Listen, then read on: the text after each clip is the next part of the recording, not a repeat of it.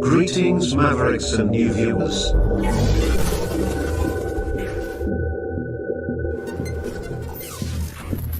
Tonight, direct and live from the Maverick News Network World Studios. This is Maverick News with Rick Walker.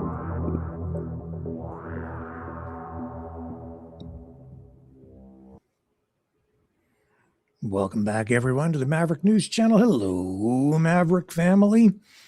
It is a very smoky Thursday, July 16th, 2026.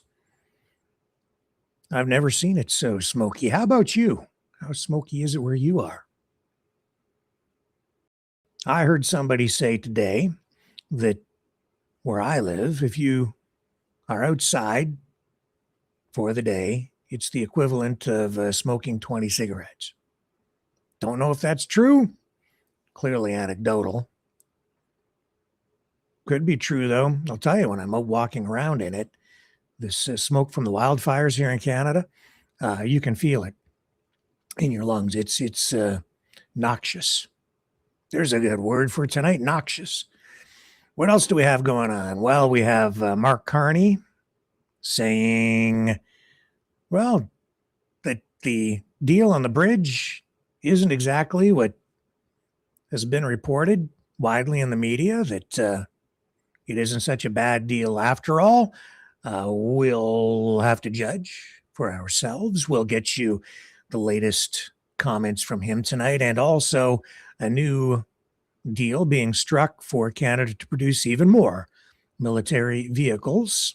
So good for the economy, maybe good for defense, but maybe bad for peace. I don't know. It depends on how you use that stuff. What else do we have tonight? Donald Trump, of course. This is the big one, the big story that I should have mentioned. Well, I think the wildfires is actually a bigger story, especially because of the international fallout and ramifications. But Trump will speak live tonight. He'll address the nation on the issue of election fraud. It isn't exactly clear. We're not positive. We don't know exactly what he's going to say, but we're told it will be a bombshell or a series of bombshells with much speculation, informed speculation, that he's going to revisit the 2020 election issue and claim that it was stolen, that it was rigged. And he's going to bring receipts. And I don't know what new information he'll actually bring forward, but I don't know. We will give you all the preview info on that, and then we'll carry the address live tonight as the president addresses the nation and this ongoing recycled issue, which I think some people honestly are getting a little tired of at this point, but maybe he has something new. Maybe it is information that will move this forward. One can hope, but it won't be just a rehash of everything that has come. A new hospital being built in Windsor, Ontario. So there's all that. Caroline Leavitt's back. Press secretary. The new mom, first day back on the job. And we'll go visit with her when we come back on the other side of this. We are the Mavericks. Welcome to the Matrix, baby. Hope you like the view.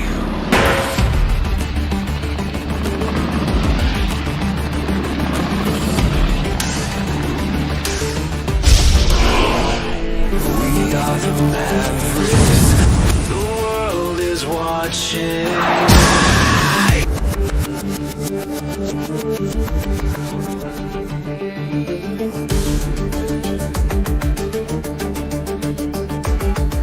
We are the Mavericks.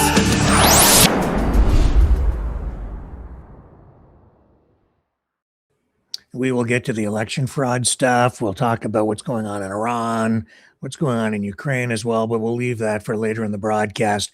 No new attacks from the U.S. on Iran. It looks like things have settled down a little bit for the moment after 5 straight days and nights of destruction, Armageddon, whatever descriptor you want to overlay onto that. But we really need to begin, I think, the broadcast tonight talking about these wildfires, more than 850 active wildfires burning from coast to coast in Canada, scorching more than 900,000 hectares of land. But right now, the epicenter of the emergency is right here in my home province of Ontario, where flames are ripping through remote communities, forcing desperate evacuations and sending thick, choking smoke drifting hundreds of kilometers south into our cities and even across the border into the United States, where we have something of an international incident going on. It isn't just a simple matter of trees and forests burning. It's now become a very political thing, and even lending itself to the whole 51st state issue. And it is a nasty, nasty, nasty situation. Downtown Cleveland.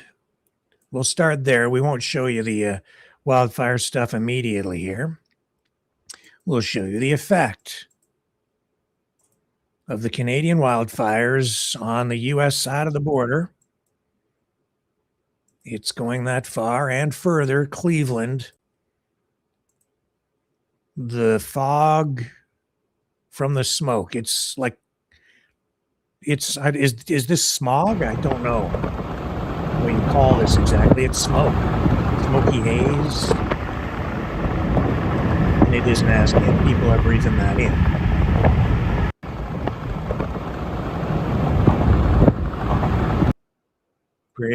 Pretty nasty, man. I'll tell you, you can feel it in your lungs. And here's an aerial shot. This looks like clouds, but no, this is not clouds. This is billowing smoke from the forest fires below.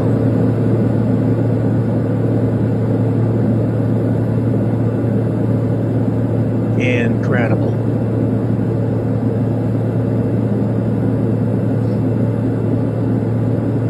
That is an environmental disaster. It's bad for the air.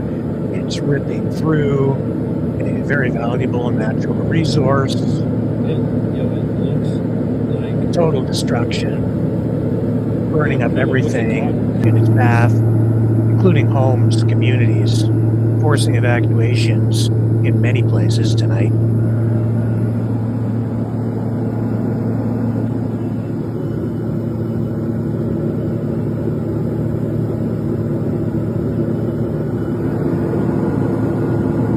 And much speculation and even conspiracy theories circulating on what it is really about. That, of course, is over Ontario. And this is a still image from the Mackinac Bridge. Again, just, it looks like fog, but that is smoke. Reducing visibility. It's awful. I only ever saw this really start about 3 years ago in Canada.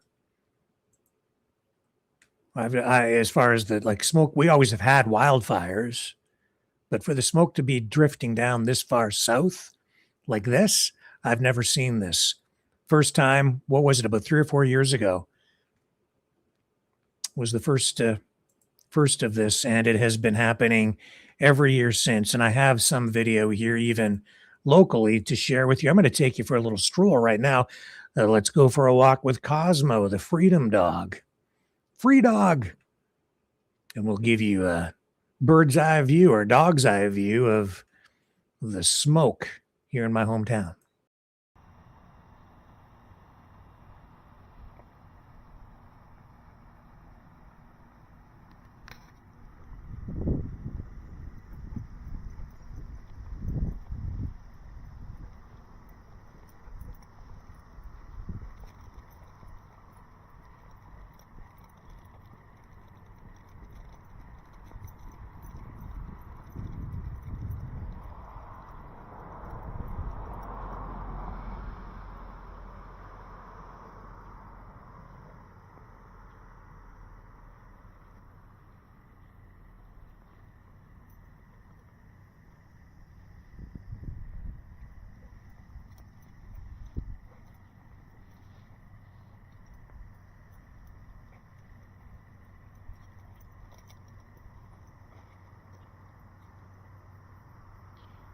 So I don't know if you can really see this, but it is smoky. It's hazy here, and I honestly have never seen it so bad as it has been today. It's pretty nasty out here. It's not as bad right now as it was earlier. As you can see, the sun still beating through the smoke, but it is pretty toxic, and you can feel it in your lungs. You can really smell it. And yeah, it is clearly not good for you. Not healthy at all. In my lifetime, I've never seen anything like this until just a few years ago. It started. But this year, just these past few days, have been the worst ever, by far. We had a few days last year where you could see smoke here, but not like this. This is nasty, no doubt about it. And as you see, the sun trying to break through, and it is. And it is probably half as opaque now as it was earlier. Smoke in the air, and you can smell it, and you can feel it in your lungs. Yeah, it is awful. And I've been coughing like I don't normally cough, and it has been making me cough. Especially at night, I notice it when it seems to be like less severe, but it probably isn't. You just likely can't see it as much. Now, because it's crossing the border, we're getting kickback from U.S. politicians, including Senator Bernie Moreno of Ohio, filing sanctions legislation against Canadian officials that he says are responsible for massive wildfire smoke, putting millions of Americans' health at risk. He says he'll be introducing this bill next week to sanction Canada and the responsible Canadian government officials for this atrocity. He's not the only one talking like this. I don't know if this is, I don't know. I don't think this is this kind of rhetoric. I don't know that it's so helpful. It's to suggest that the Canadian government and provincial governments have been reckless, careless, have not been doing something properly, haven't been mitigating the risk, I guess. And more than that, we have some U.S. politicians suggesting that maybe they take matters into their own hands, come up here and do whatever, I guess, fight the fires, or I think they're actually talking about taking control of the forestry resources up here so that they can do whatever they need to do to prevent these forest fires through proper forest management. Why does this make me nervous, especially with all this 51st state talk? Here's Moreno. Tall buildings, but the smell of the smoke is definitely something you won't miss. It's intense. I've seen some people coughing as they walk through the downtown, not seeing a lot of people wearing masks, but others are telling me they didn't even know the smoke was moving into the area today. I didn't smell it on the bus, but then as soon as I got down again, the same smell. And this is just like a foggy thing. I didn't know what that, I thought it was a fog, but I don't know if it's the smoke. Yeah. But it smells really bad. The Midwest and the Northeast are expected to see some of the thickest smoke today, with almost 900 active wildfires burning across Canada right now. That wind pushing that smoke into the area here. This is what it looked like as a train crew moved through northern Ontario, with flames pushing right up against the train car before the crew was safely evacuated. And of course, now we have these warnings about unhealthy air conditions, actually the worst air quality that people are going to be breathing in years. These warnings are stretching stretching from Minnesota to New Hampshire and Cape Cod, and they also impact some major cities along the I-95 corridor like New York, Boston, Philadelphia, Baltimore, and D.C. And the fire danger isn't just in Canada. Northeastern Minnesota, thousands of campers were told to leave the campgrounds in the Superior National Forest as wildfires forced evacuations across the region there. Now, the smoke is expected to drift south. Yeah, south, all the way here to southern Ontario and Detroit and Cleveland and points beyond, I think, New York, New Jersey. You want to take a look down there? Here's a shot coming into an airport in New York.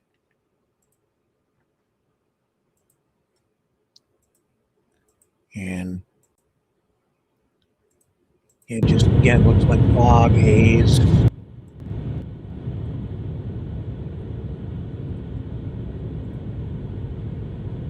Even in the worst days of the smog era, with smog drifting into Ontario, really from the Ohio Valley back in the day, I used to see it in the mornings when I was commuting to Chatham and Windsor from London years ago, and you could see it coming in over Lake Erie and then across the farmland, and it was never as bad as this. This is admittedly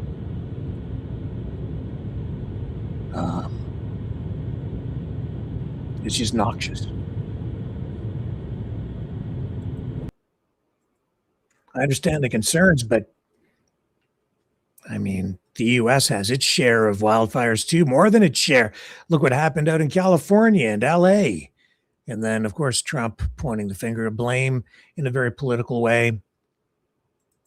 That whole thing out there, that turned politically nasty too, didn't it? Yeah.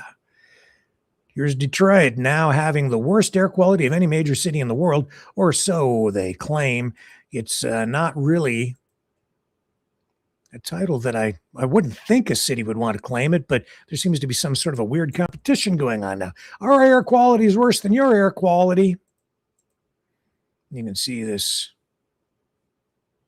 animated map. And I don't know, I don't have a legend here, so I can't really tell you what all those colors mean, other than to tell you that it suggests that it's bad and it's got movement. So it's a good graphic to put up for video. Bottom line is Detroit is getting what we have right here and maybe worse. And this is actually a map. You can see that, there's London in southern Ontario and Detroit at the bottom end where Windsor is situated as well. I'm located about halfway between the two, and that puts us smack dab in the middle of this gigantic smoke cloud that is engulfing this part of North America tonight, because Canada is literally, well, it's like on fire, dude and dudettes.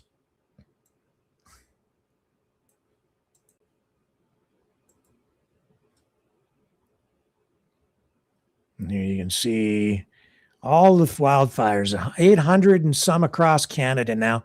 What, 100 and how many is it? 160, I think, in Ontario alone, did I say?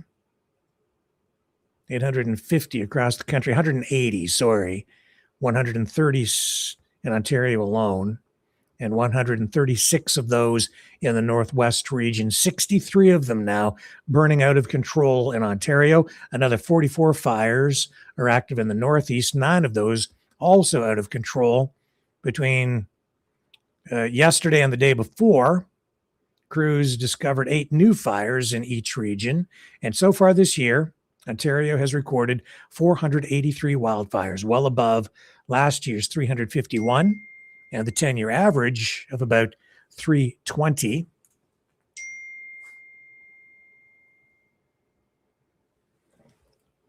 I'm getting binged. I don't think it's anything important. Several communities have been ordered to evacuate, as I indicated earlier, including Armstrong, where we saw that train yesterday rolling through the forest fire. That was just like something out of a Hollywood film. Lac La Croix First Nation, White Sand First Nation, Gull Bay First Nation, Lac de Mille Lac First Nation. The province says its focus remains on protecting people, firefighters, critical infrastructure, jumping on new fires where possible. Doug Ford, Premier of Ontario, today in Windsor. He was there to announce the construction or highlight the construction of a new hospital in the city. But also, while there, of course, addressed the wildfire issue. We have the video.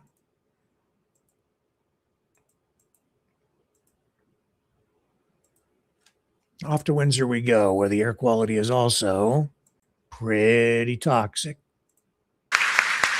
There's some hot air. Yeah, from the Premier himself, contributing to global warming. Well, first of all, I just want to thank everyone. When I walked in the room, I thought, wow, look at the amount of people, and every single person, contributed. And I got to tell you, Anthony and Andrew, you were champions. You've been champions right from day one, along with the mayor and the ward and all the mayors and all the elected officials. Thank you for everything you're doing. But I'm going to get to the rest of the conversation in a minute, folks. But I want to begin talking about the wildfires here. I want to acknowledge and thank the emergency responders. And that includes over 150 fire crews. Those are huge numbers that are on the ground right now as we speak and throughout the night, fighting to protect northern communities from the ongoing forest fires. You know, it's not just the firefighters, they're on the front line, but it's the police officers, it's the OPP, it's the Canadian Armed Forces that are up there that actually helped rescue a bunch of campers from YMCA that were on the lake and with conjunction with the OPP. But there is good news. There's no fatalities. Because of the amazing work that our first responders, be it the paramedics and firefighters and OPP and our military, there's been no fatalities, which is pretty remarkable considering the size of these fires.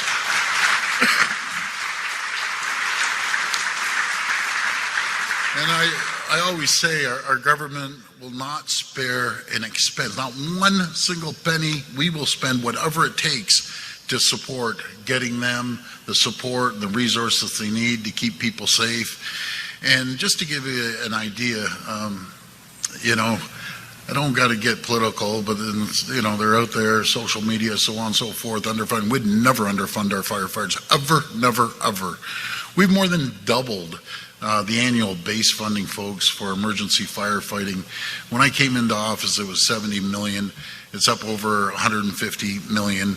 But if you include the base funding and include firefighters, the aircraft and equipment are in place before fire season begins.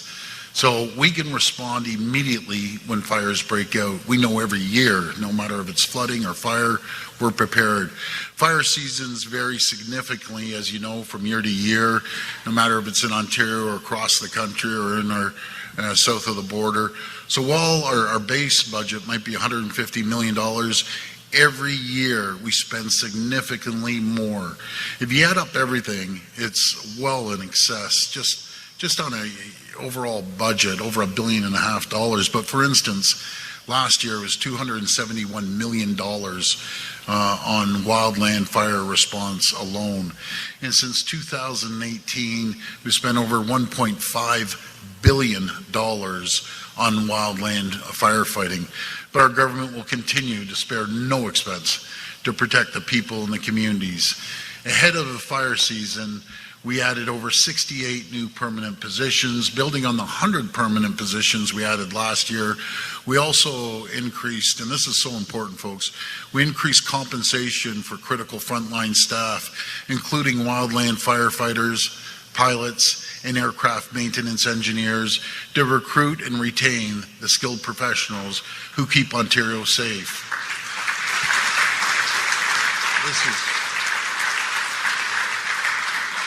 This is another critical part that isn't part of base funding, but it's actually 1,000% more increase in funding. We've invested over $650 million to purchase 5 new helicopters and 6 new water bombers. Those are absolutely critical, and we'll continue. I'm going to talk to the rest of the premiers. We're heading out to the Confederation meeting in PEI next week. But we need support from the federal government to buy fire bombers. By the way, the military is phenomenal, but they just do rescue. They don't have the big water bombers, and so we need the water bombers that can be deployed anywhere in our country. And we'll continue to support all the communities that have been forced to evacuate because of these terrible fires. We have also requested that the federal government, including the Canadian Armed Forces, which are incredible people, be prepared to rapidly deploy federal resources. That they deployed an incredible rescue yesterday to support evacuations when and where necessary. And I want to thank them for their support, that they've pivoted to this point. Usually you have to give them 48 hours. But it's one phone call and bang, they're on their way. I love our military. That includes their support over the last few days, supporting a search and rescue of hikers trapped near wildfires in northern Ontario. And thank God those kids were rescued. It was pretty wild scenario there. But finally, I want to acknowledge the incredible support we're receiving from across our entire country. This is what makes Canada beautiful. When everyone needs help, everyone comes in. We're getting crews from the Yukon and Alberta that are here in Ontario on the ground right now. And on behalf of everyone in our province, I just want to thank the other provinces for their support.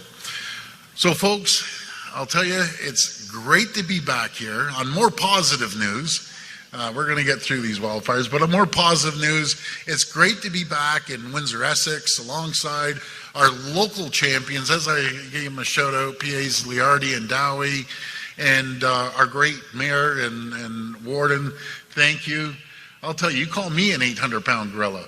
Even the warden, you're about 1/10 my size, you're an 800-pound gorilla when it comes for fighting for the hospital, for fighting for infrastructure, and Drew, you are as well. And you know, this wouldn't be this wouldn't be possible without your leadership, Kristen.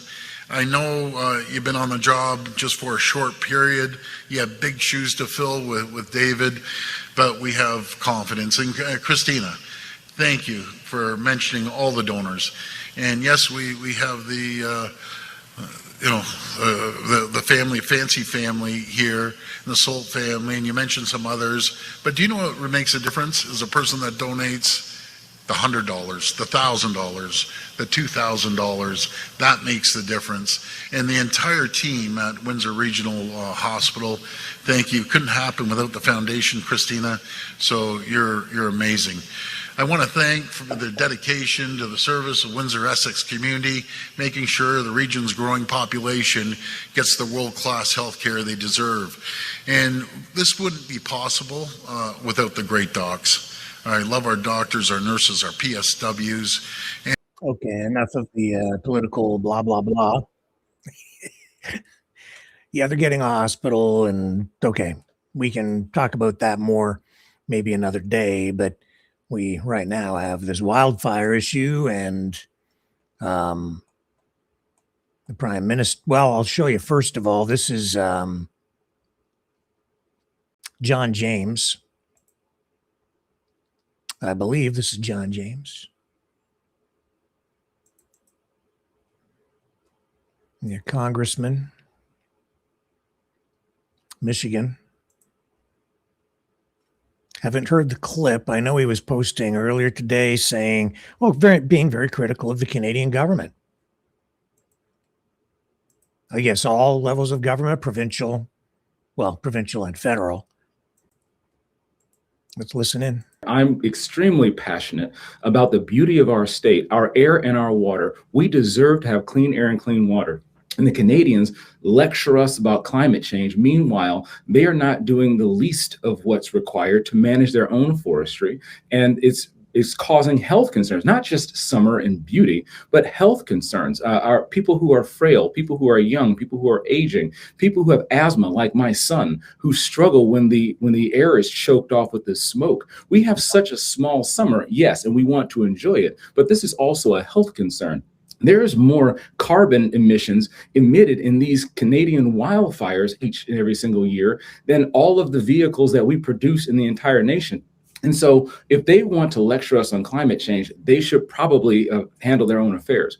Among the things that I can do as governor is focus on not just MOUs that have been in place since Ronald Reagan implemented them back in 1982, but Michigan can be a leading partner to not just protect against wildfires, but prevent them. Disaster preparedness is going to be a key element for the next governor of the state of Michigan. And it's making me nervous because, like, I think some politicians are turning it into a 51st state issue. Yeah. ABC with this.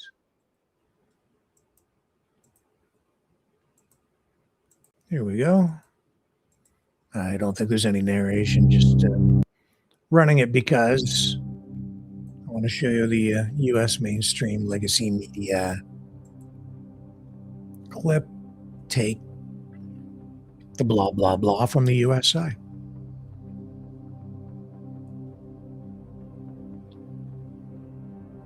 Just showing you B-reel. It is. Look, it's devastating, right? And what's that costing the country? It's destroying the resource and, in some cases, entire communities,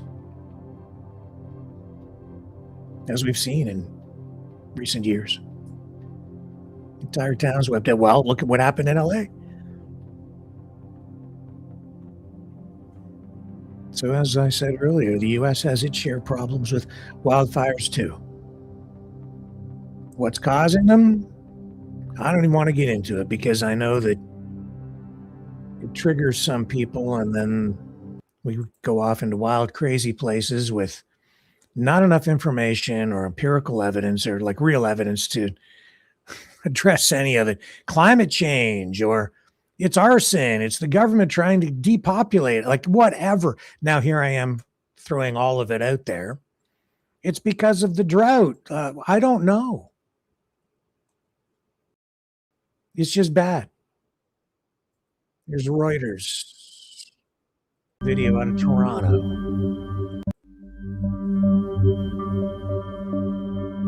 Drone video.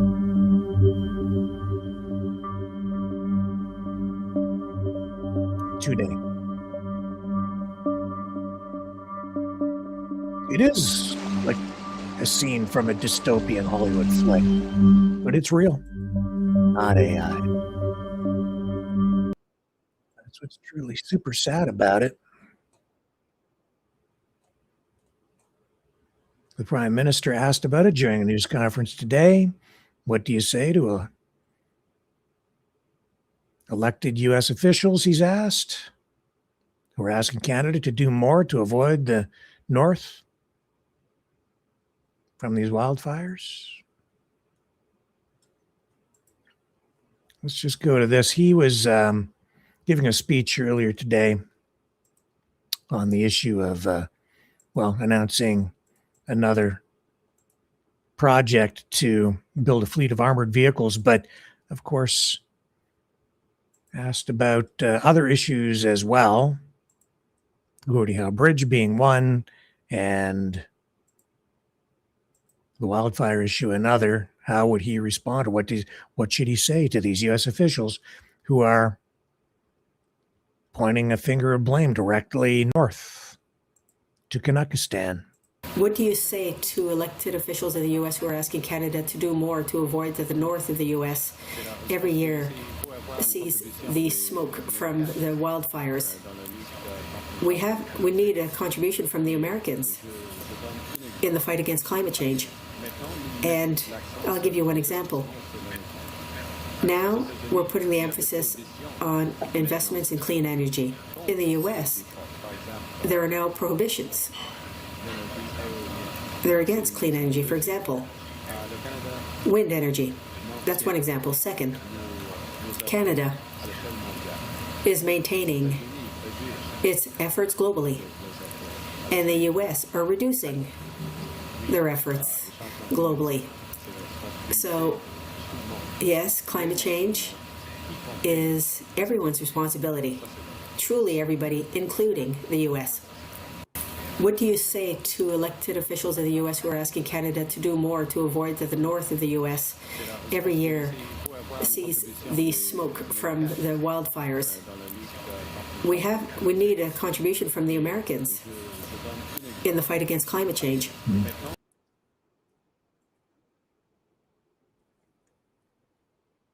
So as I say, it goes to the cause, right? The Americans, like, Canada should do something about it. Carney is climate change. You talk to somebody else, they'll say climate change is a hoax. And I don't know how in this political environment, not just the smoky environment that we're all sucking into our lungs right now, how do you get things organized enough to come up with real solutions to problems when you can't get people focused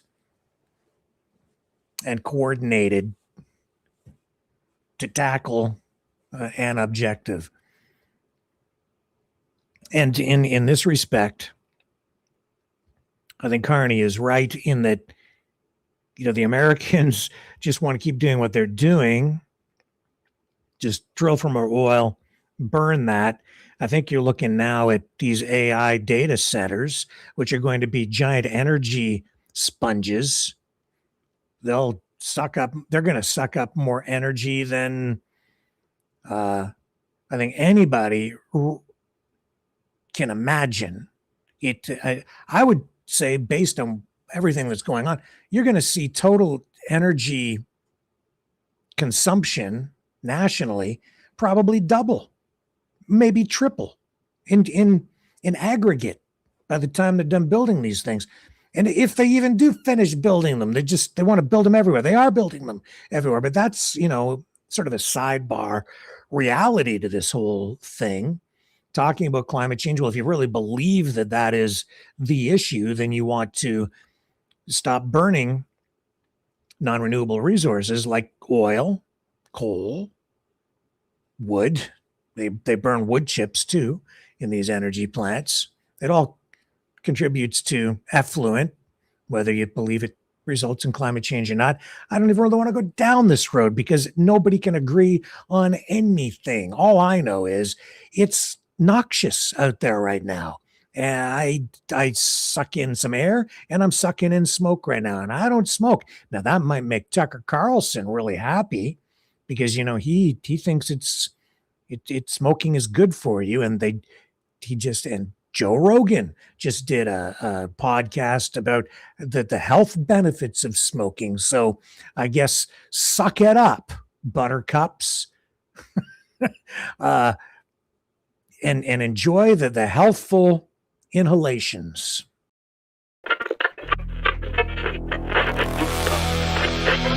Blah, blah, blah.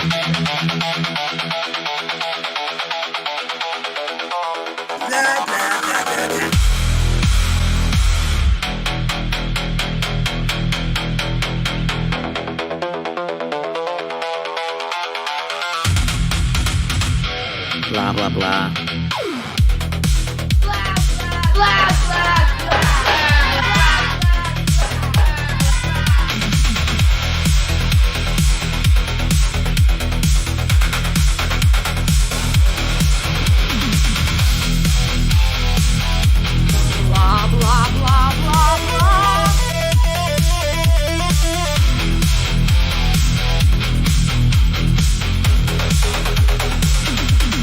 Blah, blah, blah, blah, blah, blah. Blah blah blah. Blah blah blah. Blah blah blah. Blah blah blah.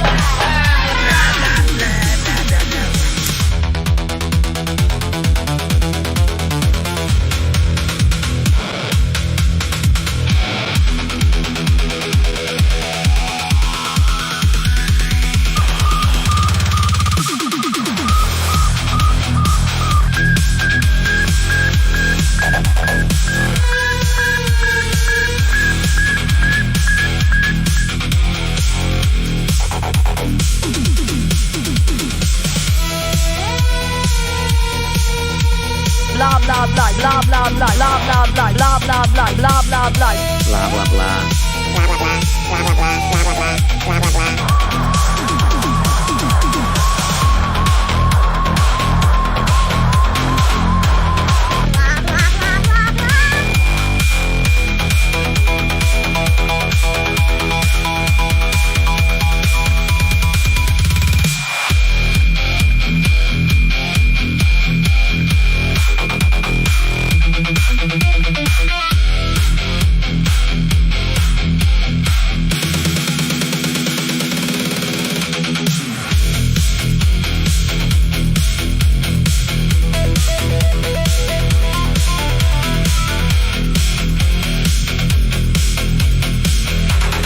Blah blah blah.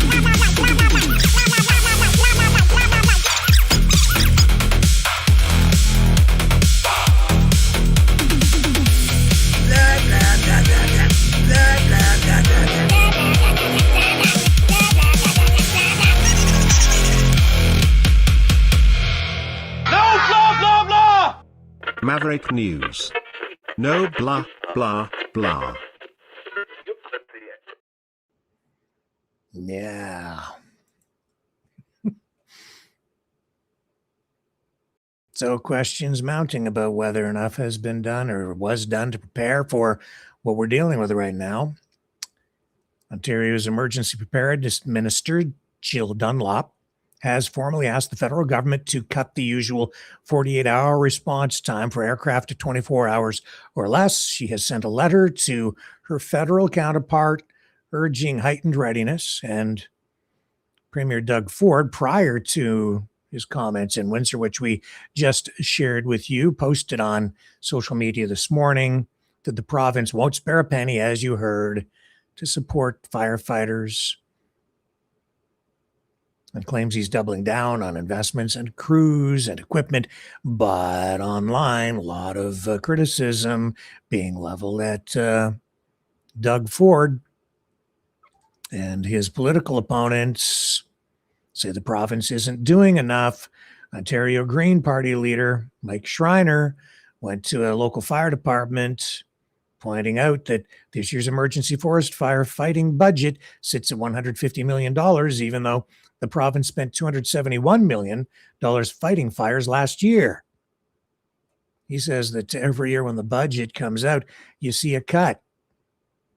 Ministry of Natural Resources pushing back on that, noting that it has actually spent $1.5 billion on emergency fire management since 2018, more than double the base budget to $150 million, hired over 170 new permanent fire personnel since 2024, making it nearly a $650 million investment in firefighting aircraft. The Premier highlighting a bunch of those numbers, trying to get out in front of the issue. But it's taking a huge human toll, too. Some First Nations, Collins First Nation, devastated by a fast-moving wildfire up there.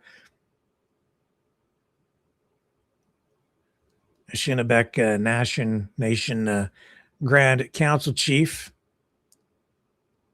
Linda DeBassage says homes and community buildings in that community were destroyed. Residents fled by boat as trees around their houses ignited.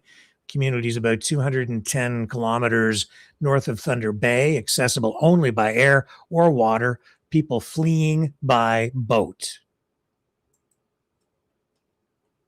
We have video. Dramatic. Real video. I, of course, had to check before we came on air tonight. I was like, this looks like AI, but no, this is the real deal.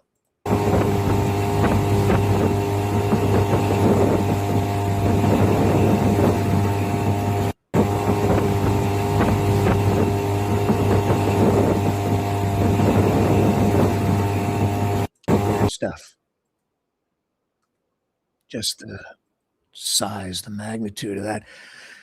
Oh, baby. More images coming out of Ontario tonight. And the big, like they call it the big smoke, Toronto. It is literally engulfed in smoke tonight. The worst I've ever seen it. And I say in my lifetime, but yeah, it's just, it's bad. I have never seen this until about 3 or 4 years ago.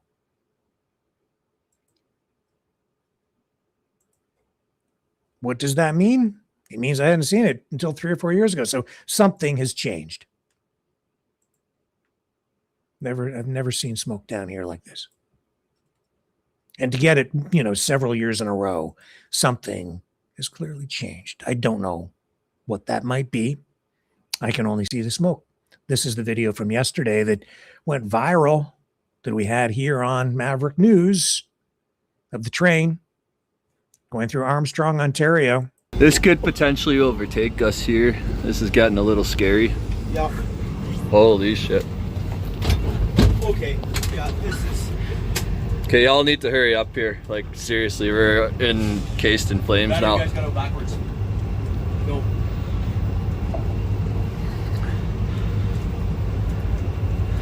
Hello, Jody, can you hear us? Yeah, I can hear you there. I'm telling them you were notching up. Yeah, this has got to move fucking quick here.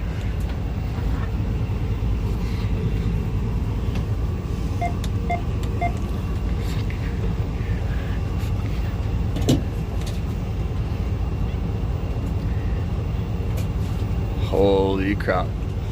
Oh, that's alright. This kind of burnt off, so we'll be okay now. Yeah, it went across. Holy shit. Oh yeah, look over there. We are You guys got a light now or what? Did you guys get that light? Oh yeah, they're clipping. Whew! That's a meat and a half, eh?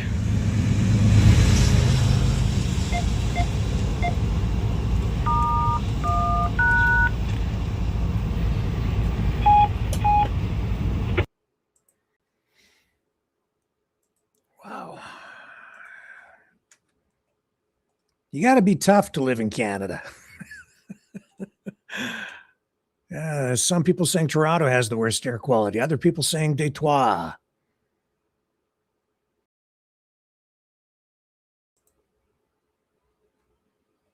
Here's a ranking. It's a competition. Who's number one? Detroit comes out on top. Live world rankings for IQ Air. I guess it must be a poll. I don't know. I don't know what it is. Air quality legend. Hazardous is purple. 518. So I guess it's an air quality index. Okay. I guess that's what it is. I don't follow this stuff every day. Why would I? But I am today. Detroit's number one. Yeah, it's by a long shot too. 518. Toronto 400, number two. Oh, they beat us again. At our own game too. I mean, we made this smoke and we don't even own it. Kind of like the bridge, I don't know why Donald Trump just doesn't put a tariff on the smoke. Problem solved. See, we're giving him stuff for free. He's just like the bridge, man. But today, Carney, while he was addressing the armored vehicle deal, asked about the Gordie Howe Bridge deal. Now, I know that, of course, Trump blocked the opening of the Gordie Howe Bridge. demanded a renegotiation of the deal that was already in place, that was supposed to take effect when it opened. Was supposed to open like last month. Canada was supposed to get 100% of all of the revenue in order to recoup $6.4 billion that Canada alone spent to build the bridge. Trump's saying, no, that's a bad deal, even though Michigan ends up owning 50% of the bridge. We've been over all of this multiple times. New deal struck. Various reports coming out, information. I've shared what was given to us, in that we were told the U.S. government now, or that won't actually be the U.S. government, it'll go into a regional development fund, but 50% of the net revenue, whatever that ends up being, will go into this regional development fund. And how that money is distributed seems to be something of a question mark, but the majority of it, maybe all of it, will be spent on the U.S. side for community improvements. And some people are crying foul over that, and I certainly understand it. I think that this undermines trust. But today, Carney, I don't know if he's putting lipstick on a pig with this thing, or if he's being sincere in saying that, no, actually, the way this new deal is written isn't really the disaster that people are making it out to be, because, as I said a few nights ago, it could be that Donald Trump has just been outmaneuvered by a foxy accountant because of the definition of net versus gross. Carney saying that in this 15-year period that this deal with the Trumpster remains in effect for, that there won't actually be very much, if any, net profit anyway. That there might be some, but it might even be a negative number at that point, because the bridge in its initial phases might actually operate in a deficit, might lose money in the first few. I don't know because if it's negative profit, that means you're operating at a loss. That means there would be no money going into it, because Canada gets to recover all of its costs up front. Operational costs and the cost of even financing the debt to build the bridge. So I don't know what the fine print is, the nitty gritty on this. I don't think that deal has been released. I don't know if we'll ever actually get to see the fine print or the actual deal. But here's Carney being asked about it tonight, or earlier today, actually. And it's a hot button issue up here in Canada, not so much on the U.S. side. Hello, sir. Nathaniel Dove from Global News. Prime Minister, we're looking for more information on the deal to open the Gordie Howe Bridge. Canada spent $6.4 billion to build it. Is the Canadian debt repayment on the bridge included as expenses before profits are split with the U.S.?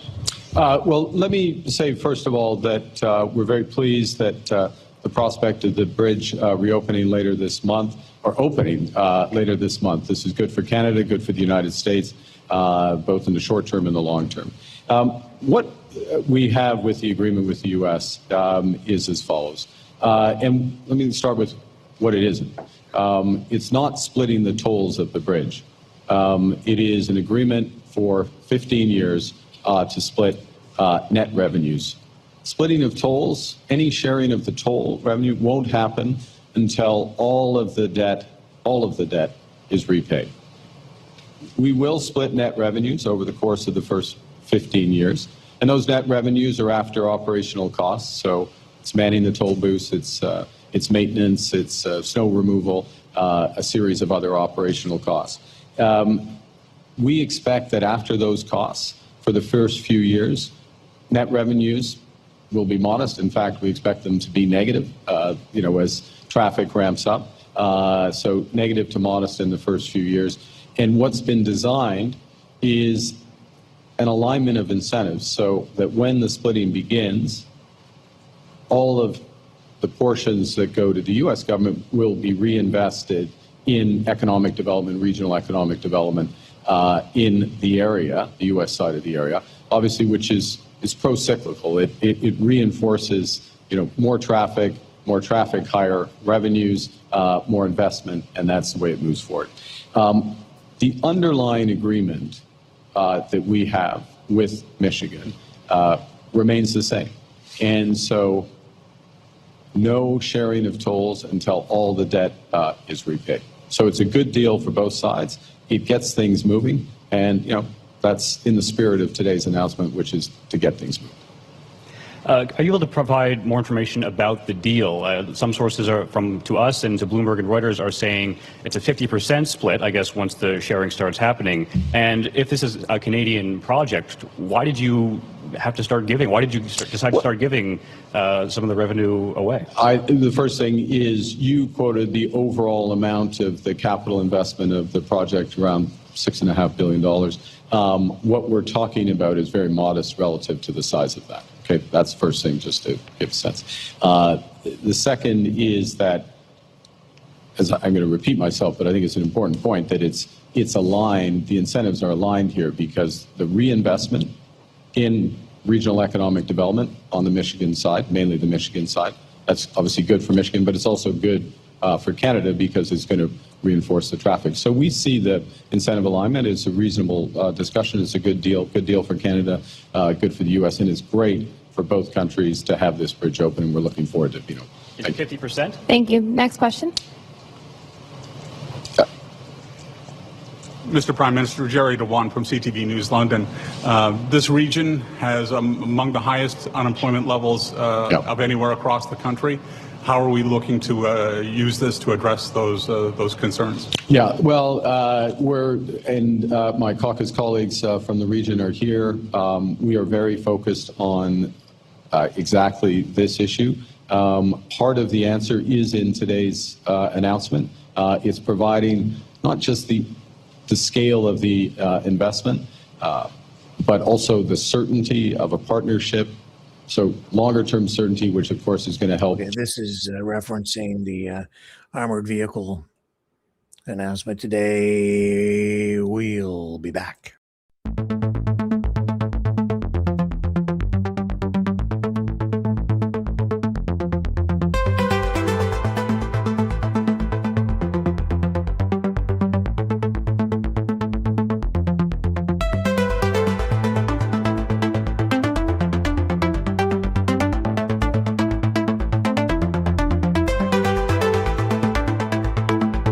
Maverick News. Expose lies and tell truth.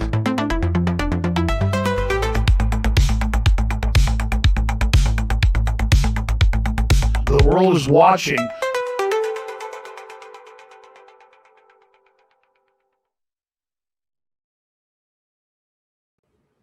All right, T-minus how many minutes?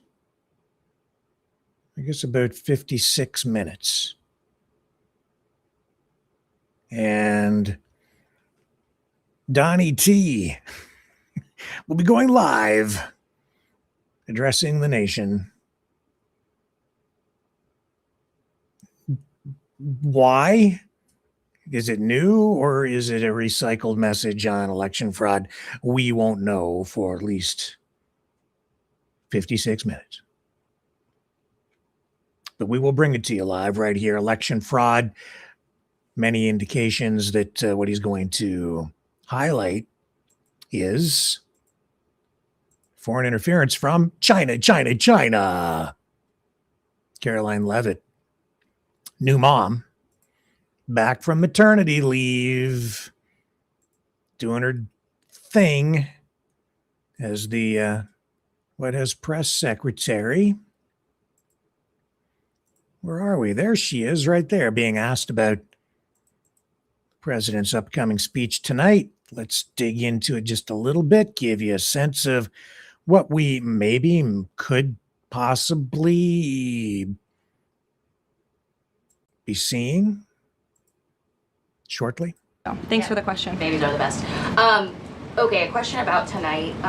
There are a lot of Republicans in this town who very much support the SAVE Act and want to make sure, our elections are upheld, election integrity, top priority for them. But some of them are concerned that tonight's primetime address might focus on, elections of the past, relitigating them, rather than voter concerns of today. I'm wondering, can you tell us if the president tonight is going to talk about the economy? You just talked a lot about the economy and what we're seeing there. And what does the White House say to Republicans who are worried that election issues like this could actually turn off swing voters? Well, a few things. I would encourage everyone to tune in tonight. I've seen a lot of reporting and frankly misreporting about what the president will say. I think the American people will be relieved to hear what they are hearing from the president of the United States and his commitment to transparency and the focus on the integrity of our elections tonight. I think all Republicans and Democrats should recognize this should be a nonpartisan issue. If we don't have safe and secure elections in our country, we cannot have a country.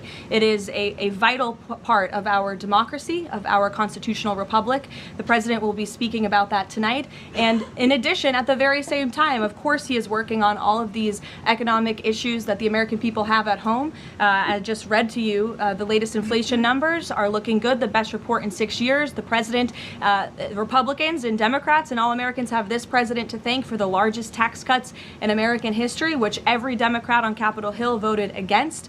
You have this president to thank for the Trump accounts for our children and securing the future of the American dream. So this president is doing a lot, but obviously safe and secure elections are a true tenet of our constitutional republic, and the president will be speaking about that tonight.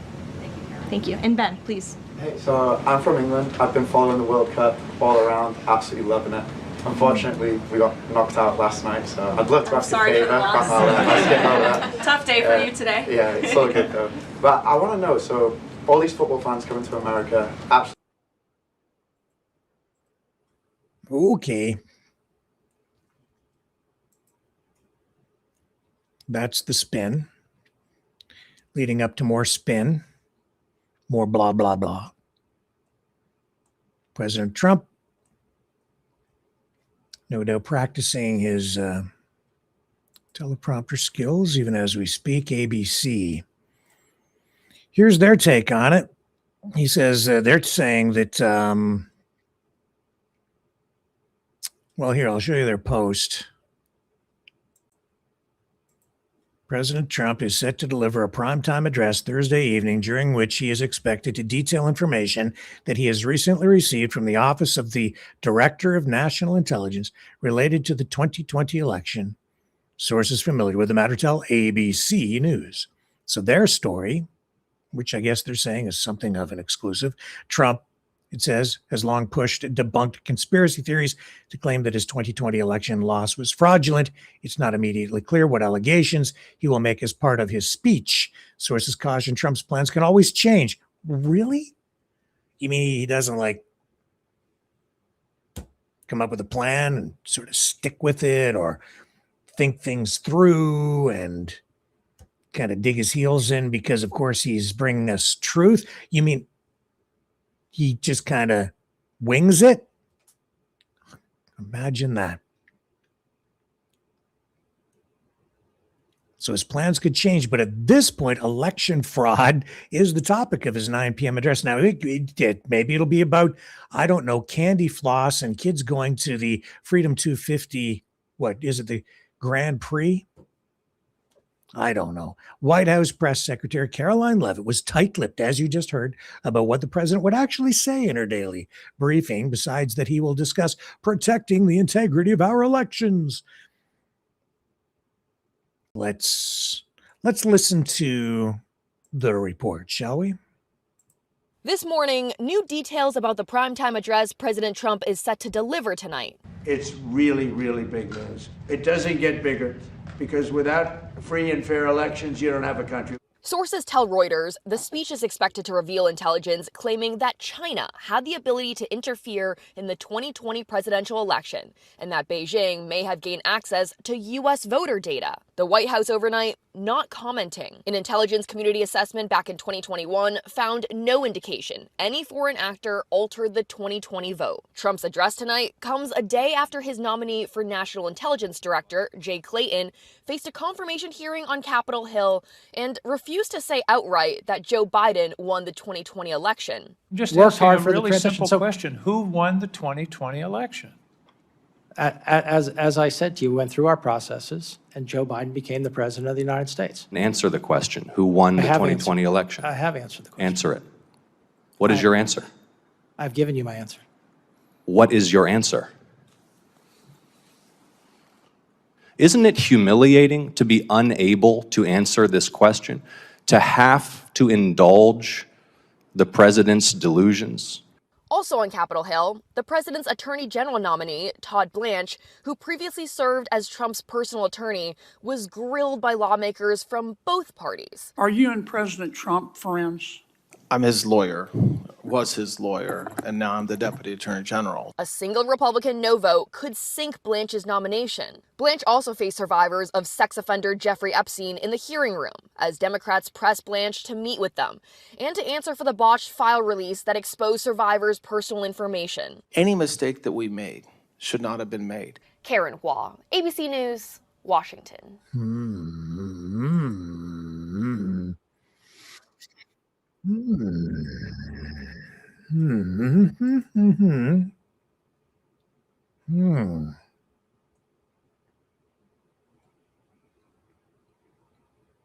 What's the truth?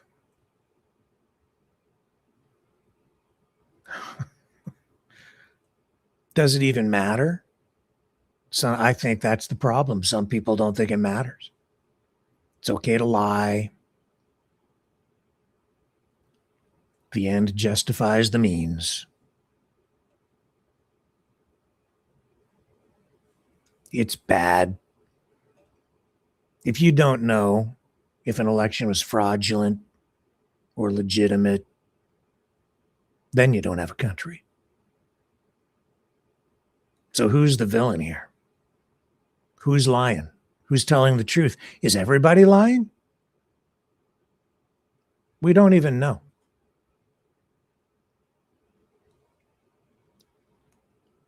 I know I don't trust President Trump anymore because he lies about so many things. He exaggerates. Just as a matter of routine. Political rhetoric, just ramping it up. I posted on the Maverick News X account overnight this about the Iran war. He's not the only one. I mean, we're just living in this post-truth era. And it's because of him, largely. It's also about the technology.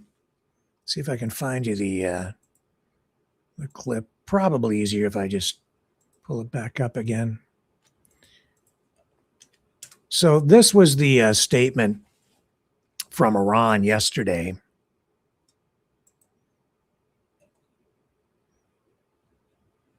And the problem is, of course, it's a mix of things. It's just outright lying. It's the use of artificial intelligence, AI videos, recycled, repurposed videos, improperly labeled and presented to people with titles and descriptions on social media posts that suggest it's something that it isn't. Suggestive titles designed to kind of screw with people's minds. Well, now the other thing that we're running into is, and this is the reason I actually posted this, is you're getting a mix of AI and reality. So in this post from yesterday, an Iranian military spokesperson man in this video warns the U.S. over the Strait of Hormuz, saying that they threaten severe retaliation if the U.S. hits Iranian infrastructure, calling the strait a red line. Now, the United States also has been, over the past few days, striking civilian infrastructure, and that includes desalination plants. If you don't know what I mean when I say that, that's a water treatment plant where they take salt water, which you can't drink, they remove the salt and treat the water so that it's potable, so that people can consume it, right? And in the Middle East, that's probably more valuable than oil, really, because that is what keeps people alive. You need water for all kinds of things, as we all know. It's the one of the building blocks of life. So The thing is, though, as this is posted online, this is a mix of reality and AI. The video is fake, which throws it into question for me because I immediately said, I don't know if that's real, but the message is real. And this is a real person, but it's the AI agent. So here's this fake AI generated video of a real Iranian spokesperson, spokesman, whatever. If you don't want me to be politically correct, I have to say man. And if you want me to be politically correct, I have to say person. And I'm tired of it all. So it's just the Iranian dude, okay? So the Iranian dude ain't real. He's an AI agent. But the message is real. Now, why would they do it? Probably because they don't want to do anything that might give away the guy's location because Trump will nuke him.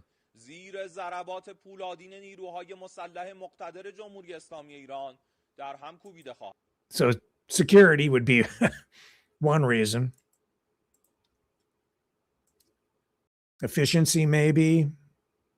I don't know. Anyway, but the message did come from the Iranian government. But this just clouds things even further. So now what we're dealing with is, and I said this a couple of years ago, I said, as AI comes online, we're going to get to the point where you'll have world leaders, images and videos being generated of world leaders, presidents, prime ministers, ultra dictators, or whatever, making statements. The problem is that anybody can end up making these things and then put words in the mouths of these leaders to make them say anything that these people want. It screws with people's minds and it puts people at risk. In fact, we've seen in Canada, just over the past couple of weeks, I believe one woman in Canada lost something like $900,000 because she believed some sort of a scam ad that had Mark Carney depicted online. And in this video, she thought it was really Mark Carney and responded to the ad and got taken for about 900 grand. There was another one just a couple of days ago, another elderly woman also scammed because of a Mark Carney fake AI video. She lost about 80 grand. This is devastating for someone like, that just can destroy their golden years. What is Trump saying? This is what the golden era? Well, that's screwing people out of their retirement. That's how dangerous it is. But I think that the danger is even greater than that, because when you're talking about politics and wars, you can convince people that the president said this or the prime minister of this country said that, and it isn't even true. And I've seen the propaganda, even with the Ukraine war. There was the one video that came out after Zelensky got the dressing down from J.D. Vance in the Oval Office, and it was doctored. And I don't know if I addressed it here on the program the one night where they made it look like Zelensky had said F you, mumbled it kind of under his breath to J.D. Vance. And it wasn't true. I might be getting the detail just a little bit wrong on that at this point. But the point is they were putting words into Zelensky's mouth to discredit him. And that, of course, coming from Russian propagandists who put it online. And then it was amplified and mass distributed by that information warfare network. And it wasn't true at all. But there's all kinds of propaganda like that. And a lot of Zelensky, direct, because it's an actual real, like, hot war with an information war, undercurrent, and they don't care because it's a war. So they'll do anything. And the first casualty of war is truth. But a lot of people just believe this crap. They just, and I totally get it, because how can you tell the difference? This looks very real, but it isn't real, but it is real, but it isn't, but it is. The message is real, but the guy is fake, and now you can't tell. Is Trump telling the truth? Is he exaggerating? He's throwing stats out every day. They flood the zone with information, confusing the hell out of everybody. Elon Musk controls X. He controls the algorithms. He puts messages in front of you that you think you're choosing yourself and you're not. And then he's got access to every, beyond borders. The X and the influence of Elon Musk, it just goes like across the globe. He's stated himself that he has the ability to sway it, if not influence, feuded with and turned his back on, and stabbed in the back in some respects. Maybe some of it's just performative, but to take that kind of money and then talk about election integrity, they're buying the presidency, and you can buy it too right now if you have the money. He's selling the presidency every day. What the hell difference does it make if you have, and I'm editorializing, but what difference does it make if you have elections that are valid if the guy who gets in there then just turns around and slaps tariffs on countries or sanctions or non-tariff barriers to damage a country's economy until someone from the country shows up at the Oval Office with, I don't know, some super booby prize. Here, President Trump, here's a gold booby prize. And you give that to him and he goes, well, thank you very much. Now I can put it on my mantle and add to my collection of gold booby prizes over here because I didn't get the Nobel Peace Prize. So double, triple sanctions and tariffs on them, but you're exempt. Or, maybe it's just I think even more to the point is he controls the tariffs. So you have the oligarchs, the big corporations crawling to him on their hands and knees saying, please, President Trump, can you please exempt my industry from the tariffs, so that we don't have to pay such high prices for the inputs on the products that we're producing? Please, President Trump, here's a gold booby prize. Oh, I like the gold booby prize. It's a booby prize the likes of which the world has never seen before. Look at my booby prize. And he loves it because it's all about stroking his ego, and he needs the gold booby prize to eventually put in his presidential library after he croaks because he eats too many Mickey D Big Macs and cheeseburgers and way too many fries and sucks back way too many Diet Cokes. But Rick, you have TDS.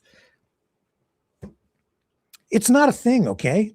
Trump derangement syndrome. It's not actually a medical condition. It's a psychological disorder. And if you use that as a shield, you're the one.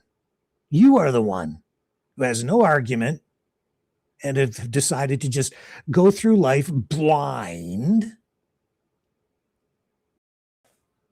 as a member of whatever the hell this Trump MAGA 2.0 thing is. Somebody said to me, but Rick, you used to think he was okay. And yeah, that was true, because during Trump 1.0, he didn't do all of this crap. He was deregulating things. He was cutting red tape, making it easier for businesses to operate less encumbered by government, taking, some of the shackles off so that they could operate more freely and more efficiently. It was creating more employment, at least for the first year and a half or so. It seemed to be untethering the U.S. economy, and there was growth, and everybody was benefiting from it. He was drill, baby, drill. He was producing more oil. As a result, even here in Canada, there were economic spin-off benefits just down the road here in places like Wallaceburg, Ontario. Tool and die shops were humming along. Production was ramping up because they were tooling, making things, producing things for the oil and gas industry so that they could drill.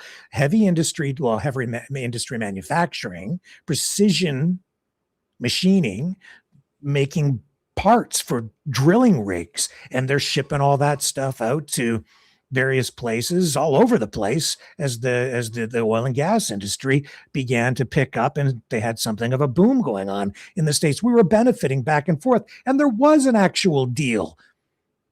Kuzma, USMCA trade deal that Trump signed off on. And I think all of the crazy crap in his head, a lot of that was just being managed because he had some sane people around him who kind of had a leash on him to prevent him from going completely freaking insane and doing completely insane things.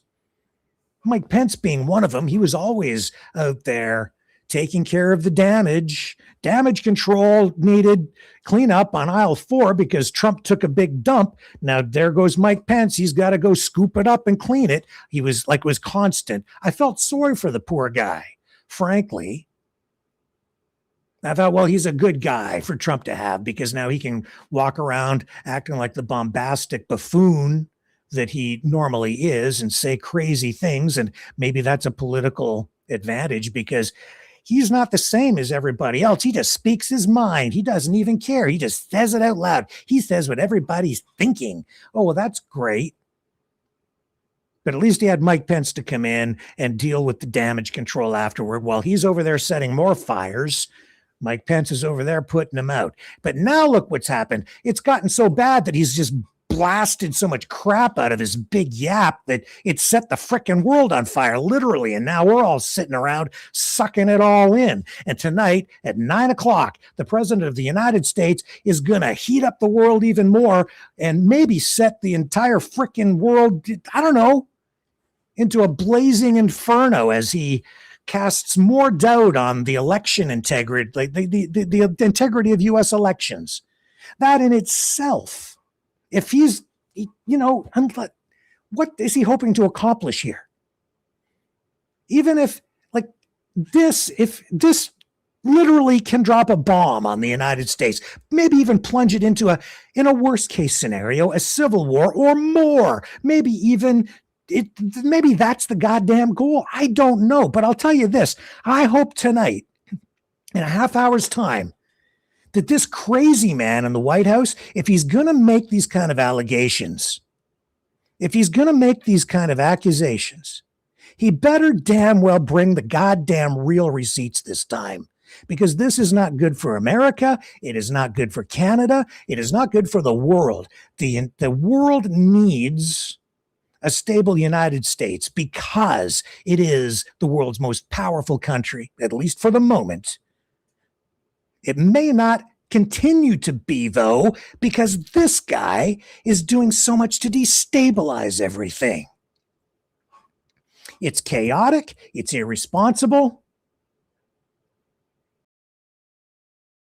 And it better be so real that it puts to rest the questions. If it doesn't do that, it's not worth bringing up because it will only make things worse. The objective should be to serve the people, to do what's best for the country and the world.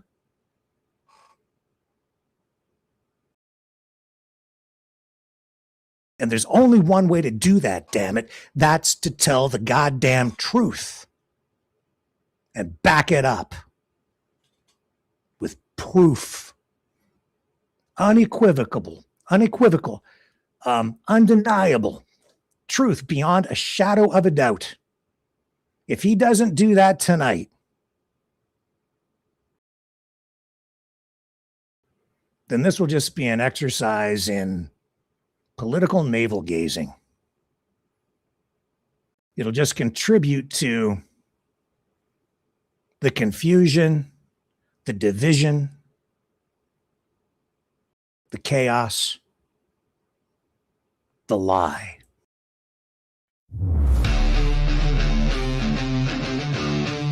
Welcome to the Matrix.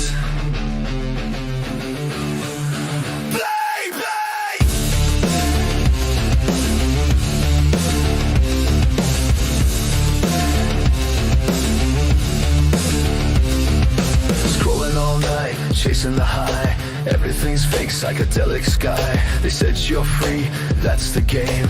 Different screen, always the same. You are what you believe, that's the key. Lock your mind, lose reality. If you believe it, it comes alive. Truth gets buried, nobody survives. The world is watching, brains are washing. Living the lie, glazed over eyes, hypnotized, zombified. Living the lie, no way to hide, truth denied. Switch it off, take back your mind. Living the lie. Same old story, louder now. Truth gets lost inside the crowd. Think you're awake, it's in your head. Different cage, dream is dead. The world is watching, brains are washing. Living the lie, glazed over eyes, hypnotized, zombified. Living the lie, no way to hide, truth denied. Switch it off, take back your mind. Living the lie. Break it down, shut it out, turn it off right now. Break the screen, cut the feed, take back what you need. Living the lie, glazed over eyes, hypnotized, zombified. Living the lie, too tired to fight. Wake up now, take it back tonight. Living the lie, living the lie. No more. Exit the matrix. So much about the United States, it turns out, is a damn lie. Maybe the world, but especially the United States. You know, it was about a year ago, we did a story about the Walking Tall Festival. Remember the Walking Tall movie? Maybe not. It was a huge thing in the 70s, and the story of Buford Pusser. It was a movie based on the true story of Buford Pusser. This one sticks with me so much because when I was a kid, the movie had an impact on me. Incredibly violent story about this sheriff's wife who was murdered. He said he was shot up at the same time.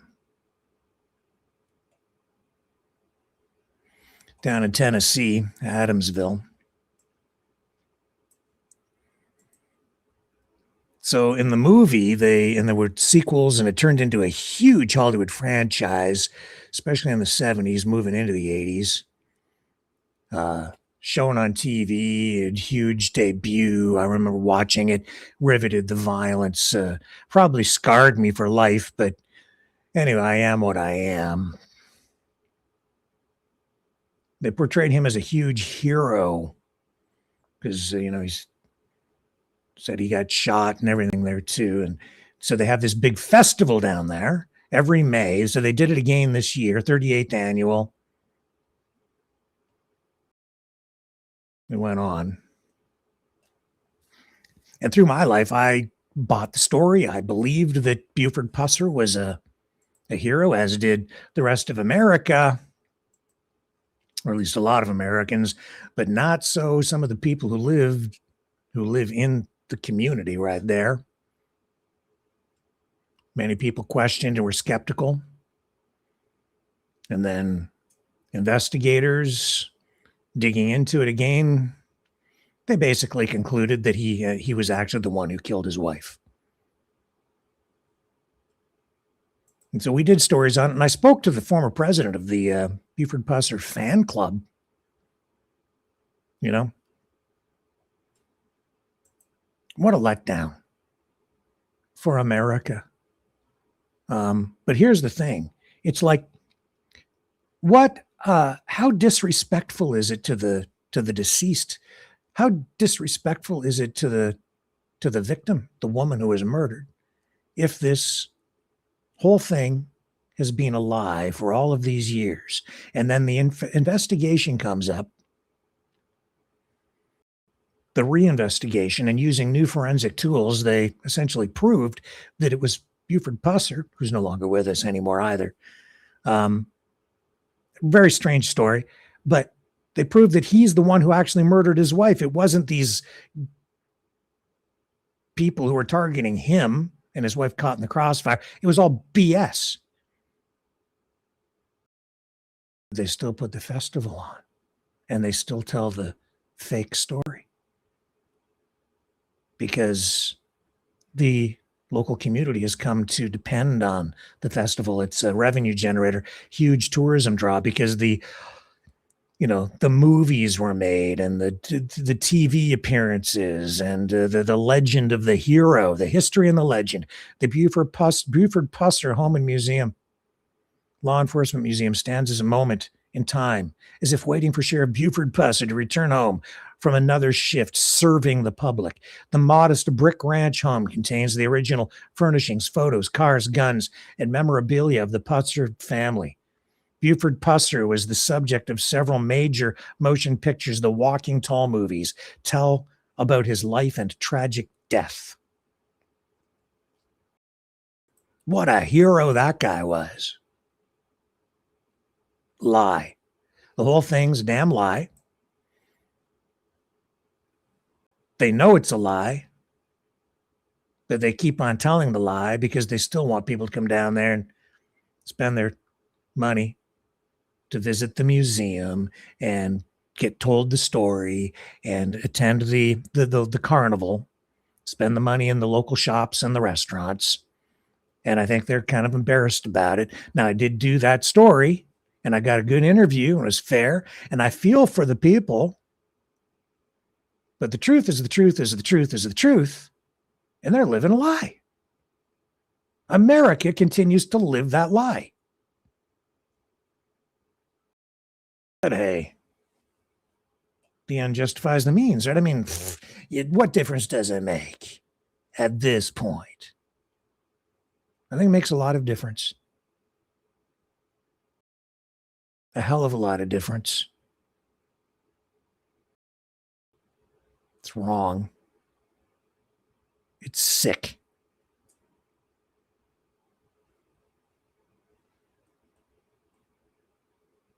That's America. Not all of America, but it's an element of America, and it happens too much. And then some people are like, oh, truth, what's the truth? It's every freaking thing.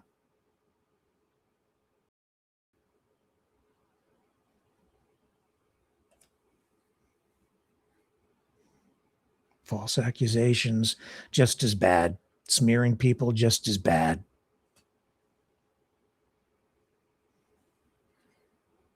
And it's never been so bad. I'm sick and tired of it. And it's never going to be the same. I don't know if we'll ever get back. People keep saying, I don't recognize my country anymore. Yeah, no shit. That's why. Fake studies, fake reports, political opportunism, lies. Lies, politics.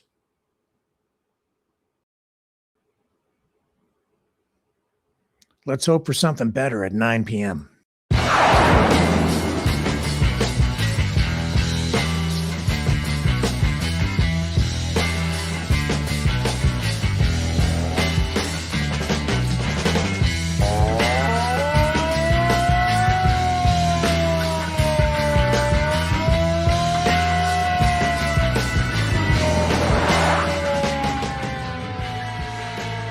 Maverick News.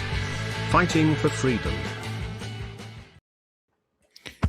And I I don't mean to single out the people in Adamsville, Tennessee. I don't. Tennessee is one, like, it is, the people are so friendly down there, I have to tell you. And I understand the position. So don't get me wrong. They're making, I guess, pragmatic decisions. Livelihoods at stake. What's, oh my God, what a terrible thing for them to have to deal with.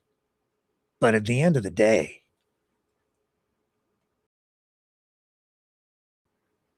you want to live a lie? Too many people live in a lie. Way too many people live in a lie. Some people voluntarily, willingly, others coerced into it because of politics. Anyway, truth is just a construct. 9 p.m. The Trumpster coming up.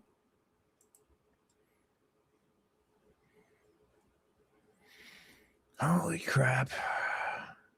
America. America. Okay. What's going on?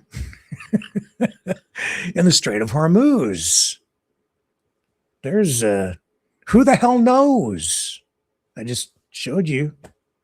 It's AI and reality mixed together. In the past 24 hours, U.S. Central Command reporting that they've conducted multiple waves of strikes on Iranian coastal defenses, missile sites, command centers, air defense systems, primarily along the southern coast, including near Bandar Abbas.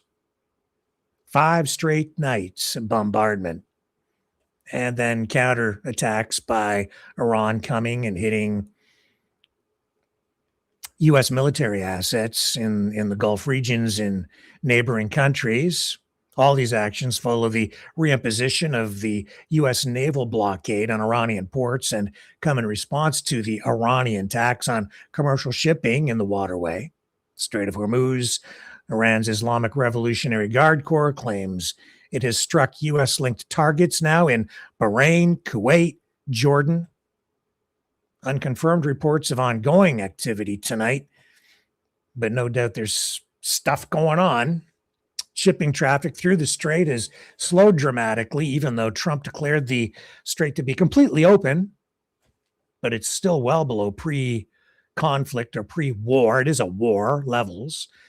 Both sides trading accusations, I guess, over who controls the Strait of Hormuz, which carries a significant portion of global oil and gas, 20%.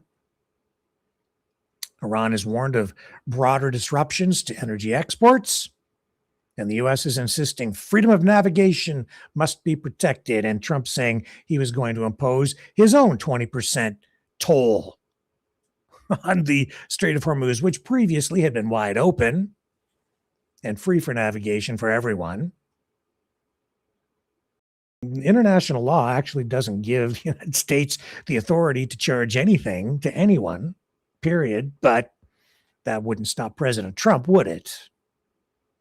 Anyway, he then, within 24 hours, as we reported here, turned around, flipped 180 degrees on it and said, no, they'll be collecting revenue in other ways from Gulf countries as sort of protection fees. So I guess it's a protection racket. It's the dumbest war ever. And he's looking for a way out or a way to finish this thing off. He always puts this confident attitude forward, but it's pretty clear this hasn't gone the way he was thinking or was planning. He's describing the situation as one where Iran seeks a deal, wanted in the worst way, but faces consequences for aggression. He's stating that strikes are being done to degrade threats to civilian mariners. Now, Iran has claimed that there have been U.S. casualties. CENTCOM disputing that, just outright saying that those reports are false, and I believe that they are false. No major U.S. casualties have been confirmed by CENTCOM, despite the claims otherwise by Iranian sources, media. Diplomacy stalled tonight. The memorandum of understanding basically has gone up in flames. along with so much of the Canadian forest. And the ceasefire, which was never a ceasefire, is very fragile right now. Very, very fragile. But don't you worry, because the U.S. military is getting jacked up on testosterone. So there'll be a mighty fighting force of super soldiers. No more high heels. Just Donnie T and the Testes, led by PDT, Mr. Testosterone himself, and old penis head himself, Stephen Miller. Jesus. Oh.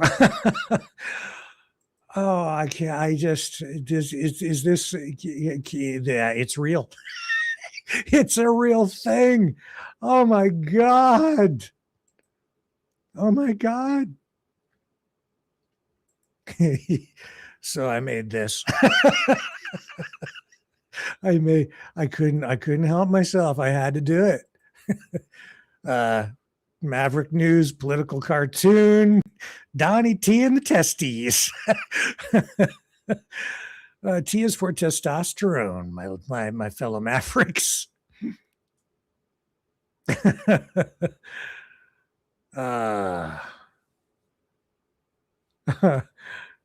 I love it when a T-boost comes together. Screening the U.S. military. See, and then you have the American soldiers looking kind of effeminate there. Those are the dudes.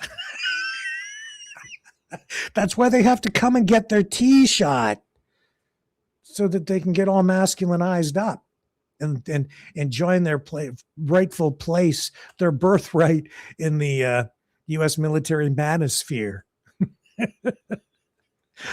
Oh, for their gender affirming therapy. Yeah, this is sort of a take, a parody of the A-Team, okay? Just so, in case you haven't clued in. There's PDT in the back. PDT, PTT, Pete Hegseth. Captain Testosterone in the Testes van, the Testes team van. Yeah, I pity the fool with low T. I can't help it. It's too funny. And they're really doing it. Oh my God. Oh God. I don't know. Maybe can I get a little extra?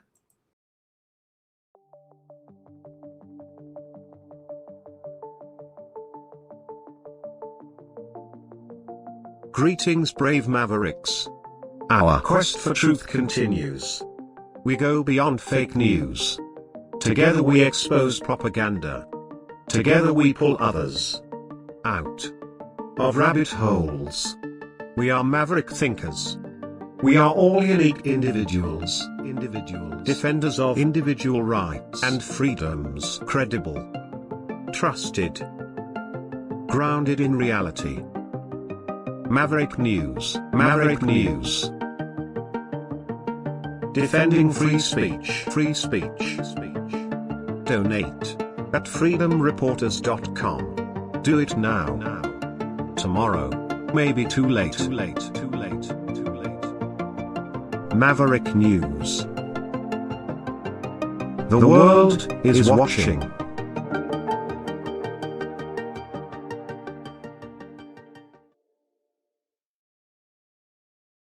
And hey, I gotta hand it to Trump, and he loves a good war. I mean, he's got his favorites. He got his favorite wars.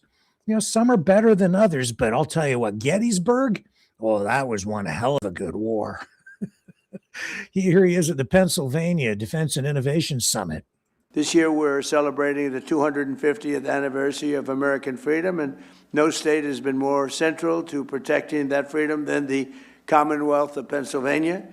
Pennsylvania is where America declared its independence, where George Washington crossed to Delaware, where the Union was saved by the heroes of Gettysburg. What a war that was when you read about it. What a war. That was a good one. What the hell? What a war. That was, I heard that. I was like, what the hell?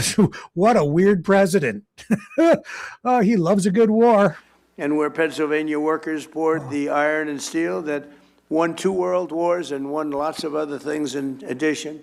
Nor a good one, With too. today's announcement, Pennsylvania will play a key role in building the arsenal of freedom to defend our nation in the modern world. We have things happening in this state. I think really people don't know what's happening in Pennsylvania. People aren't nobody really, can tell what's real and fake, Donald. Literally, they're not able to even Nobody fathom knows what's going on in Pennsylvania. I think really, I think they might be people eating don't the know what's cats and happening in dogs. Pennsylvania. People aren't really, literally, they're not able to even fathom what's going on. And I'm just saying back there, I thought I was very well aware of it. And then I'm meeting people, very well-known people, and they're saying what they're doing here. We got to get the word out a little bit because this is very much of a miracle, very much of a miracle. Highly respected people. The talent and innovation in this room will keep America safe for many years to come. This year we're celebrating. We don't know what's going on in Pennsylvania, but Gettysburg was one hell of a good war, and we have to get the word out to let people know that we don't know what's going on in Pennsylvania.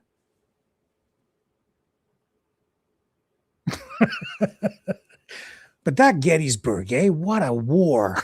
What a great one. There's World War II, but Gettysburg, that was a good one. Okay, maybe I'm making too much of it. Nah, not really. I'll be back.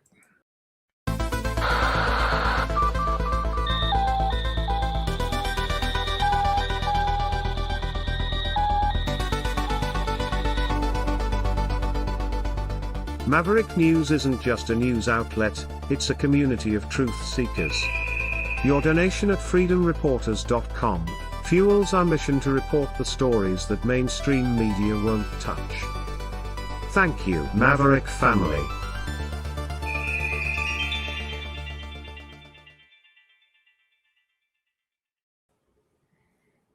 Nova Scotia Premier Tim Houston, target of an attack of his own today. Are these like far left protesters? I don't know. These could just as easily be far right protesters, based on the way they're dressed. I can't tell the difference.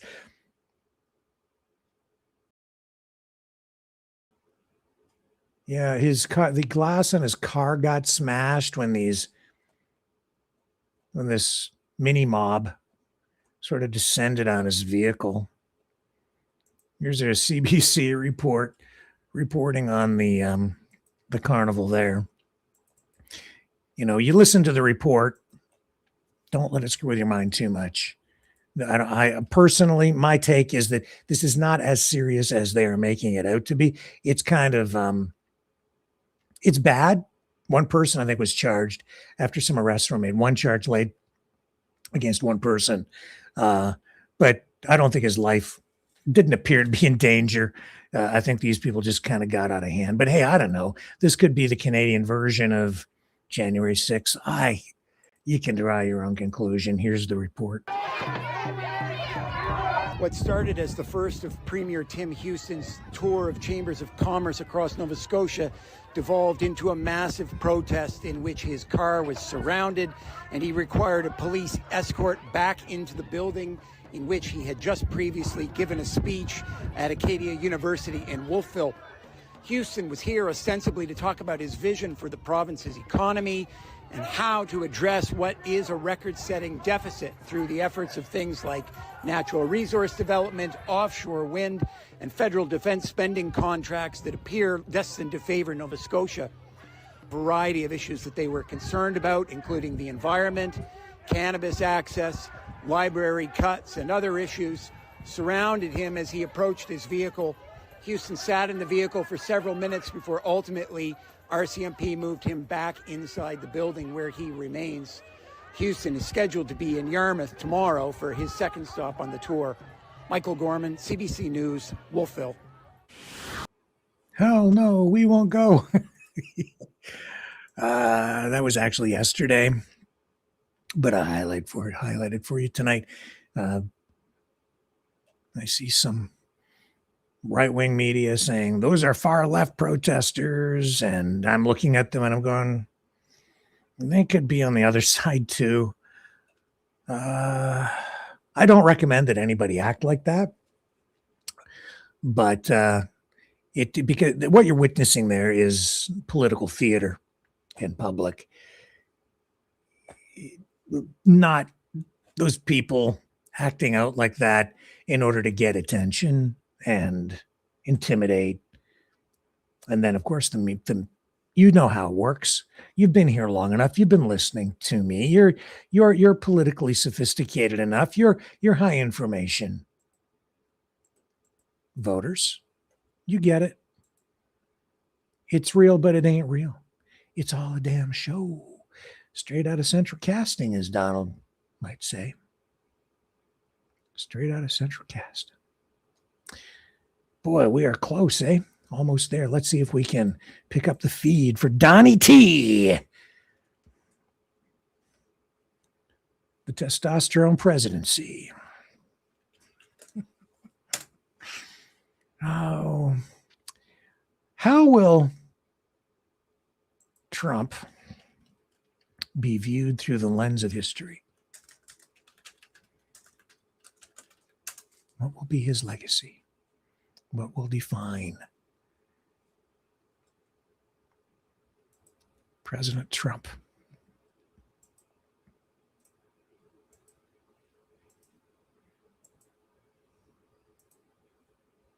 Okay, we have the feed established. We are ready to rock and roll. Take a short break. We'll be back. We are about 2 minutes out from President Trump's address to the nation tonight.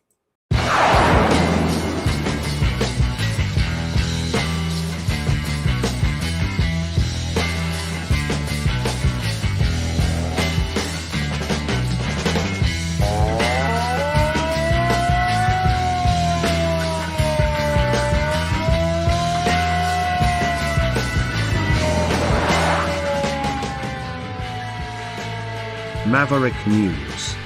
Fighting for freedom.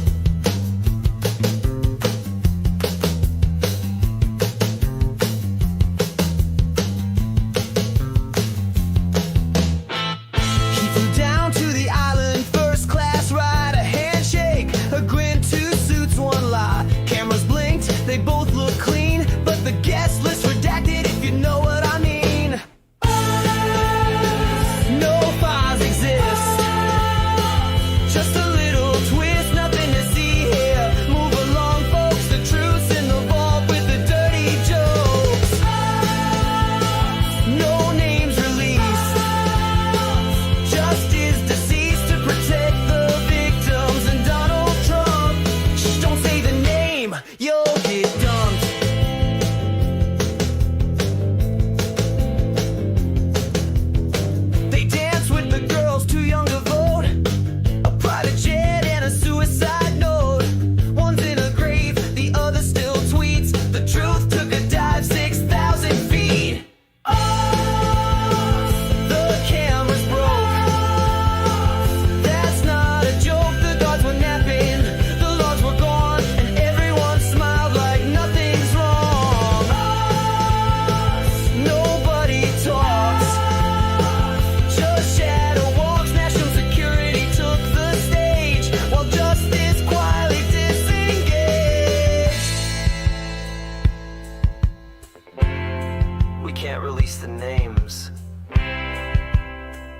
protect the victims.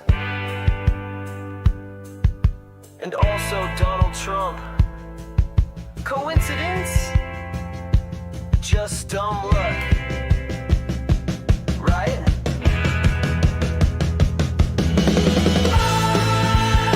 Another sealed file. That crocodile smile. We did our best, says the DOJ, while the truth just fades away. Another new spin. No one will win except the rich guys with gold ID cards and closets full of secrets behind steel bars. Just a little glitch. A billionaire's privilege. That's the sound of the case. Closed. Good evening. Before we begin, I'm proud to report that our country is safer, stronger, and far wealthier than it has ever been before. We are doing great. Less than 2 years ago, we inherited an economic and social disaster. After the worst inflation in 48 years, the wide open borders with millions and millions of people pouring in from all over the world, including criminals of all types, and 11,888 murderers, many of whom killed more than one person. We had transgender for everybody, men and women sports, crime ravaging our cities, and the whole world was laughing at us as a nation, but not anymore. 2 years ago, our country was dead. Now, we are the hottest country anywhere in the world. America is respected like we have never been respected before. We have more money being invested in the United States than at any time in the history of our country. More Americans are working today than ever before. This week it was announced that inflation saw the largest monthly decline in more than 6 years. Just happened. It was just given out. The media reported it, and we accept it. The best in 6 years. The tax cuts in our great, big, beautiful bill are saving hardworking families thousands and thousands of dollars, like with the provisions, no tax on tips, no tax on overtime, and no tax on Social Security for our great seniors, along with the interest deduction on a loan used to purchase a car, but only if that car is made in America, and a 100% expensing for our job-creating businesses. Our stock markets are at their highest point in many years, but we can actually say of all time. And your 401ks, pensions, and retirement accounts are setting records every single day, the highest in history. For years, we paid the highest price for prescription drugs anywhere in the world. Now we pay the lowest price under my most favored nation's policy, because I was able to get the rest of the world and the pharmaceutical companies to act responsibly. Drug prices are coming down by 70, 80, and 90%. TrumpRx.gov, this will ultimately reduce the cost of health care. You have to go to TrumpRx.gov and take advantage of it. But the cost of health care is coming way down because of what we've done with prescription drugs. And with Trump accounts, every child in America now has access to a tax-free investment account to save for their future. Billions and billions of dollars are being invested, put in by companies and individuals to take care of our children so that at age 18, they will have potentially hundreds of thousands of dollars in their account, and they'll get off to a great start in life.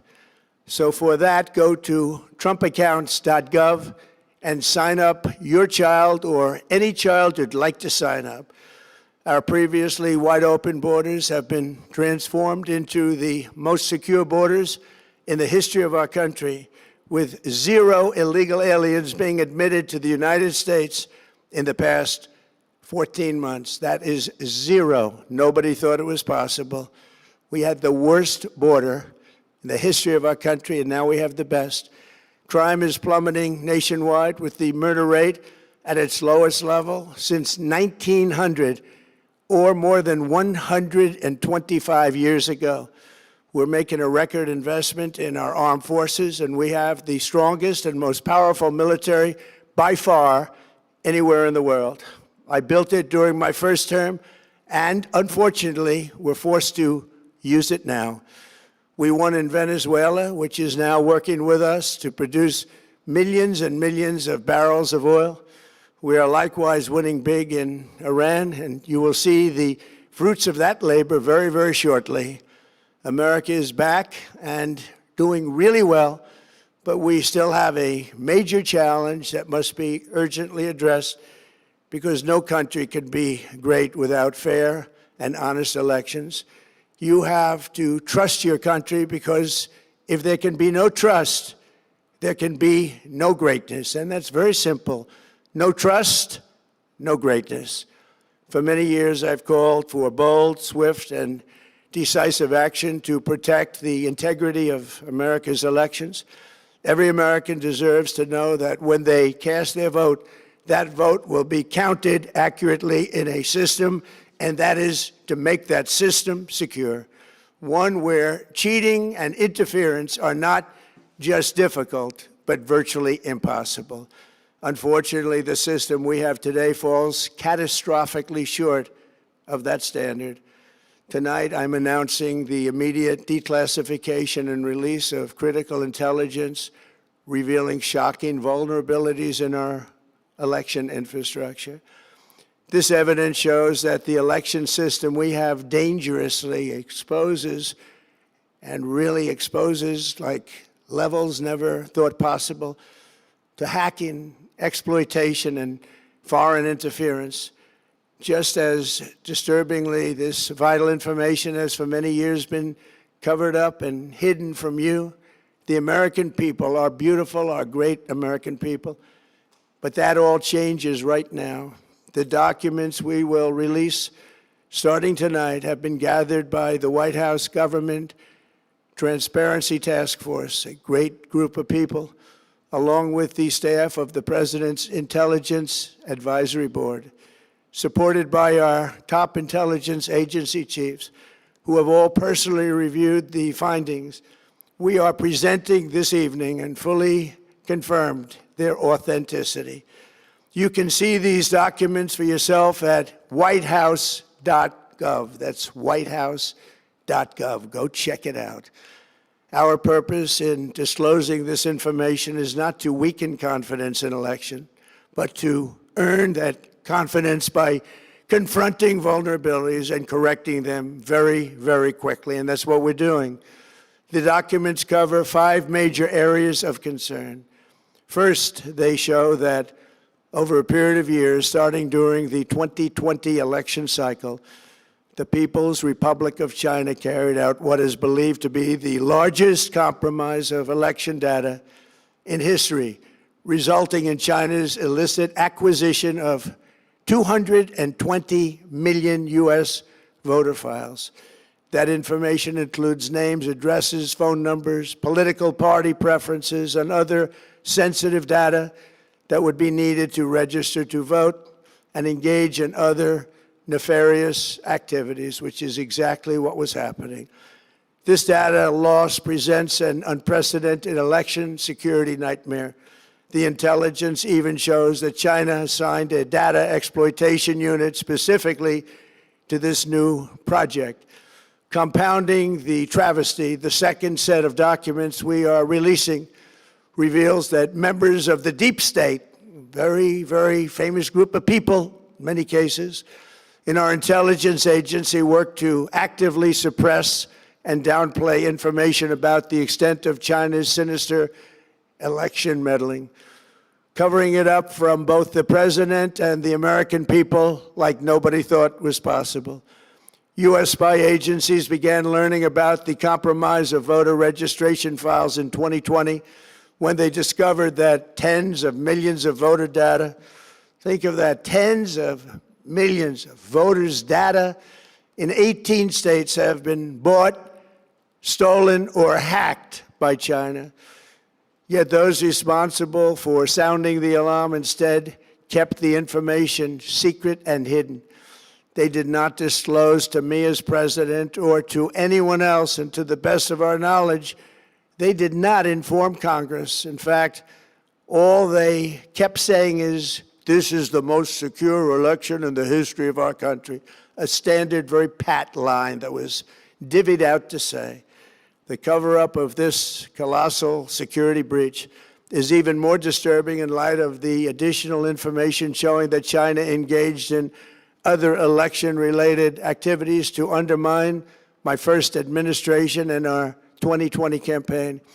They did not want, and they just didn't want it. They fought like hell not to have it, Donald Trump, to win, and for good reason. As the documents we are releasing show, CIA reporting explicitly stated, and I quote, in mid-2018, the Chinese Communist Party's policy was to leverage all domestic and foreign elements that were opposed to the U.S. president in an effort to reduce the U.S. president's votes and make him resign or prevent his re-election. Isn't that nice? Also, in mid-2018, China was working to influence the results of the U.S. midterm elections and later the results of the 2020 presidential election itself. Separately, in mid-2019, the Chinese government's strategy against the United States was focused on undermining domestic confidence in the U.S. president. They wanted to just make you sound like your president wasn't so hot, when actually your president has done a great job, and they did everything possible to do exactly that. Going on, this document says, and this is by the CIA, the strategy included efforts to use Chinese contacts with big U.S. companies to influence U.S. business leaders to turn against the President of the United States of America. The Chinese government sought to identify U.S. journalists who had reported negatively on the U.S. president and pay them large sums of money to write more negative articles about him, as many as they could, and they didn't care what they said. The Chinese government wanted U.S. president to lose the next election, and the reason they wanted me to lose is because they knew I was wise to them, charged them billions and billions of dollars worth of tariffs, and built the strongest military anywhere in the world. We have the strongest military anywhere in the world. These are exact quotes from the CIA reporting. The name of the person doing the quote is now under review, but it gets even worse. Raw intelligence obtained by the FBI in 2020, yet buried by rogue bureaucrats, stated that China's activities even included an attempt to manufacture illegal ballots for Joe Biden. Documents show that during this period, dozens of significant CIA and NSA reports about China's election targeting were kept out of the presidential briefing. These were briefings I would get almost every day. Everything was kept out that was of importance. One email among intelligence analysts admitted that they had, quote, deliberately massaged the presidential daily briefing to withhold information regarding Chinese activities related to the election. Another official inside the FBI wrote that she was running, quote, a shadow government, unquote, to keep intelligence about China's election meddling from becoming known and to keep it away from the honorable press. Other officials who witnessed such efforts perceived the motivations to be blatantly political. Recently, we found significant numbers of burn bags in formation, and this is a group of bags that were used to destroy information given by President Barack Hussein Obama to be burned. It was supposed to be burned. These bags were supposed to be at a different level by different people, incinerated and checked, but it never happened. Maybe we got lucky. We believe this was not done on purpose, but rather through gross incompetence of the people that were supposed to burn the bags. But the findings are stunning.